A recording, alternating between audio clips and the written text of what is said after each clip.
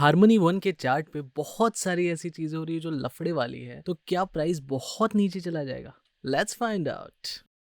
Hello what's up my peeps, कैसे हो आप लोग? आज डिस्कस करेंगे हार्मनी वन के बारे में, क्योंकि आप लोगों ने यार मुझे मैसेज कर करके एकदम हिला डाला कि इतनी डिमांड आ रही है हार्मनी वन की, तो आज तो वीडियो बनाना ही था हार्मनी वन के बारे में। So without wasting much time let's get started. यहाँ पे आ गए हम हार्मनी वन के चार्ट पे, और हार्मनी वन के चार्ट पे ना बहुत सारी ऐसी चीजें हो रही है जो मेरे लिए थोड़ा सा चिंता का विषय है, तो देख लेते हैं। लेकिन उससे पहले थोड़ी सी पॉजिटिव चीजें भी डिस्कस कर लेते हैं। सारी चीजें नेगेटिव नहीं है, कुछ चीजें पॉजिटिव भी है। तो क्या है वो पॉजिटिव चीजें? पहली चीज तो है स्टोकेस्टिक में नॉर्मल बुलिश डाइवर्जेंस बनी थी यहाँ पे कुछ वीक्स पहले। इसका मतलब ये होता है कि प्राइस यहाँ से ऊपर जाना चाहिए, और प्राइस ऊपर गया भी, लेकिन रिजेक्शन लिया। कहाँ रिजेक्शन लिया उस पे आता हूँ, क्यों इस पॉइंट पे स्पेसिफिकली रिजेक्शन लिया वो भी बताता हूँ, और अभी प्राइस नीचे आ गया है। तो ये मूव प्ले आउट हो चुका है मेरे हिसाब से, ठीक है। और दूसरी पॉजिटिव चीज जो हो रही थी वो यहाँ पे मैकडी में एक बुलिश डाइवर्जेंस बनी थी। देखो यहाँ पे जो प्राइस था और मैकडी का जो वैल्यू थी उससे प्राइस नीचे आ गया, लेकिन मैकडी की वैल्यू उससे ऊपर रही लास्ट वैल्यू से। तो इसका मतलब ये है कि क्लियर कट डाइवर्जेंस है, ठीक है। ये एक बहुत बुलिश साइन है, बहुत पॉजिटिव साइन है, और इसी की वजह से ये प्राइस थोड़ा ऊपर गया भी था, लेकिन बहुत ज्यादा ऊपर नहीं गया। और चार्ट पे एक और पॉजिटिव चीज ये दिख रही है कि मैकडी में एक ट्रिपल डाइवर्जेंस जैसा बनता हुआ फॉर्म होता हुआ दिख रहा है। ये हो सकता है एक ट्रिपल डाइवर्जेंस बने, तो ये एक बहुत पॉजिटिव साइन होगा मैकडी के लिए। यहाँ पे एक डाइवर्जेंस और दूसरी डाइवर्जेंस अभी ये कंफर्म नहीं हुई है, लेकिन हो सकती है ट्रिपल डाइवर्जेंस। तो ये चीज भी बहुत पॉजिटिव है, ठीक है। और पॉजिटिव चीज ये है कि जब नीचे जा रहा है तो मोमेंटम जो मैकडी का है वो बहुत डिक्रीज हो रहा है। तो इसका मतलब ये है कि नीचे वाले मूव में इतना मोमेंटम नहीं है। तो ये तो सारी पॉजिटिव चीजें हो गई। एक और पॉजिटिव चीज है वो भी बता देता हूँ आपको। हम यहाँ पे आ गए हैं, एडीएक्स देख रहे हैं, और ये हमको क्या बताता है? ट्रेंड की स्ट्रेंथ बताता है, ठीक है। तो यहाँ पे अगर आप देखो तो ये स्ट्रेंथ भी व्हाइट लाइन है जो ये डिक्रीज हो रही है, तो ये भी एक पॉजिटिव साइन है कि नीचे जब जा रहा है अब तो इतनी स्ट्रेंथ नहीं है। ये सारी चीजें तो पॉजिटिव हैं। एक और पॉजिटिव चीज है, उस पे भी आता हूँ, लेकिन उससे पहले नेगेटिव चीजें थोड़ी है, बहुत सारी है एक्चुअली, वो डिस्कस कर लेता हूँ। तो सबसे बड़ी नेगेटिव चीज तो ये है कि यहाँ पे ना एक डबल टॉप पैटर्न फॉर्म हुआ है, एम का पैटर्न फॉर्म हुआ है। यहाँ पे आप देखो, फर्स्ट ये और सेकंड ये टॉप, और उसकी जो नेकलाइन थी वो यहाँ पे थी ऑलमोस्ट $0.17 के आसपास, और वो ब्रेक हो चुकी है, वॉल्यूम के साथ ब्रेक हुई है। तो अब इसके नीचे के टारगेट कितने होते हैं? थोड़े से डीप है नीचे के टारगेट, अभी कंप्लीट नहीं हुए, वो भी बताता हूँ आपको। तो जब ये नेकलाइन इसने ब्रेक की, यहाँ पे क्यों सपोर्ट लिया? यहाँ पे एक फिबोनाची लेवल था $0.11 के आसपास, और इधर ही इसने सपोर्ट लिया और यहाँ से वापस आया, लेकिन वापस आके यहीं पे रिजेक्शन लिया इसने, जहां पे हमारी डबल टॉप की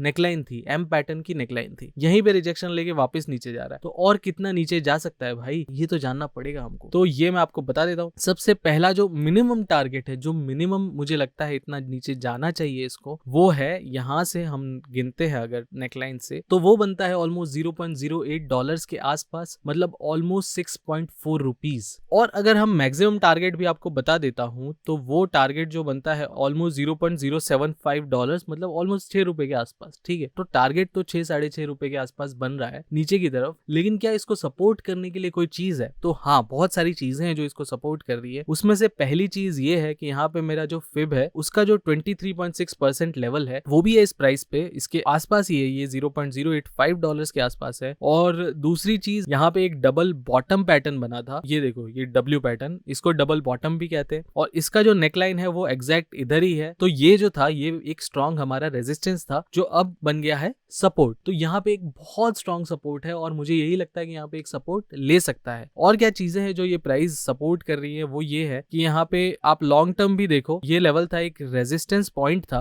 पहले, बहुत पहले की बात कर रहा हूँ मैं, ये ब्रेक करके ऊपर चला गया जब, तो इसने यहाँ पे सपोर्ट लिया, बहुत बार सपोर्ट लिया। तो ये एक पॉजिटिव साइन और है कि ये इतना स्ट्रॉन्ग सपोर्ट था जो बाद में रेजिस्टेंस बन गया, और अभी वापस क्योंकि प्राइस ऊपर चला गया है और अब नीचे आ रहा है, तो हो सकता है ये एक बहुत स्ट्रॉन्ग सपोर्ट की तरह एक्ट करे, और यहीं पे हमारे टारगेट भी निकलते हैं। और एक और जो चीज है जो मैं आपको बताना चाहता हूँ नेगेटिव, उसके बाद एक पॉजिटिव चीज बता दूंगा। नेगेटिव चीज ये है कि यहाँ पे अगर आप देखो तो वॉल्यूम प्रोफाइल इंडिकेटर है हमारा, उसका जो पॉइंट ऑफ कंट्रोल है वो भी है $0.17 या $0.18 के आसपास। यहीं से ऑलमोस्ट इसी लेवल से प्राइस नीचे गया है। इसका मतलब ये है कि प्राइस यहाँ से ज्यादा नीचे जा सकता है। बड़े लोगों ने यहाँ पे सेलिंग की है। तो लेवल तो मैंने आपको बता दिया कि इतना नीचे जा सकता है। और दूसरी चीज ये है कि मुझे ये लगता है कि मैकडी एक बार और नीचे जाएगा जब प्राइस ये नीचे जाएगा, और मैकडी यहाँ पे ट्रिपल डाइवर्जेंस जैसा फॉर्म कर सकता है, और मैकडी की वैल्यू इधर रहेगी ऑलमोस्ट इस प्राइस पे। तो एग्जैक्ट ट्रिपल डाइवर्जेंस बनेगा एकदम कंफर्म, और इस मूव में ना वॉल्यूम इतना ज्यादा मैं एक्सपेक्ट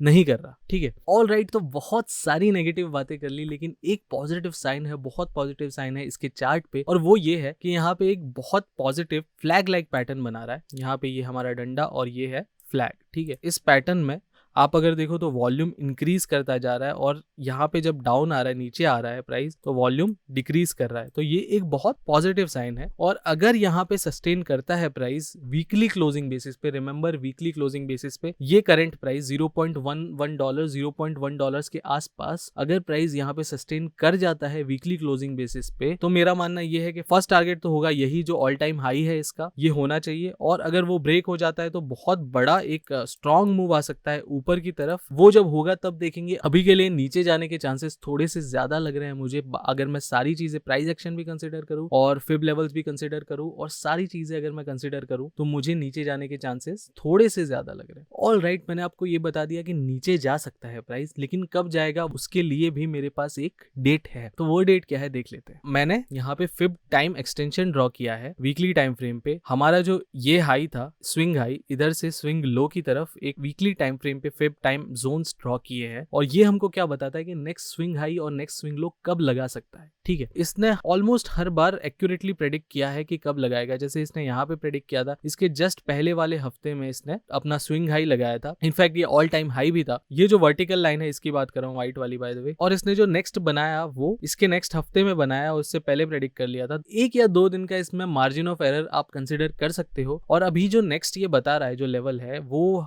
ऑलमोस्ट 28 मार्च वाला वीक बता रहा है। मतलब 28 मार्च से अप्रैल स्टार्टिंग वाला जो वीक है वो बता रहा है। और मुझे वही लग रहा है कि उस टाइम पे ये यहाँ पे लो मार सकता है ऑलमोस्ट 6.5 रुपीज के आसपास। और एक और नेगेटिव चीज जो यहाँ पे हो रही है, आई नो बहुत सारी नेगेटिव चीजें हैं इस चार्ट पे, लेकिन है तो है, अब क्या कर सकते हैं। तो वो नेगेटिव चीज ये है कि वीकली टाइम फ्रेम ये क्लोज हो चुका है लास्ट वीक, और इधर एक बहुत बड़ी विक बनी थी। इसका मतलब ये है कि जो हायर प्राइजेस है वहां पे बहुत बड़ा सेलिंग प्रेशर आया। तो ऑल इन ऑल अगर आप सारी चीजें कंसिडर करो तो प्राइस नीचे जा सकता है। अगर आप इन्वेस्टमेंट का सोच रहे हो तो एक बेटर प्राइस आपको मिल सकता है। करंट प्राइस इतना अच्छा नहीं है, मे बी आप थोड़ा पार्शियल बाइंग कर सकते हो अगर आप करंट प्राइस पे चाहते हो, लेकिन नीचे बहुत अच्छी बाइंग अपॉर्चुनिटी है, आपका वेट कर रही है। तो वो भी बता देता हूँ क्विकली आपको, लेकिन ये मच्छर परेशान कर रहा है, इसका क्या करूं। और मजे करो, कल मिलते हैं। आज के लिए इतना ही, साइनिंग ऑफ।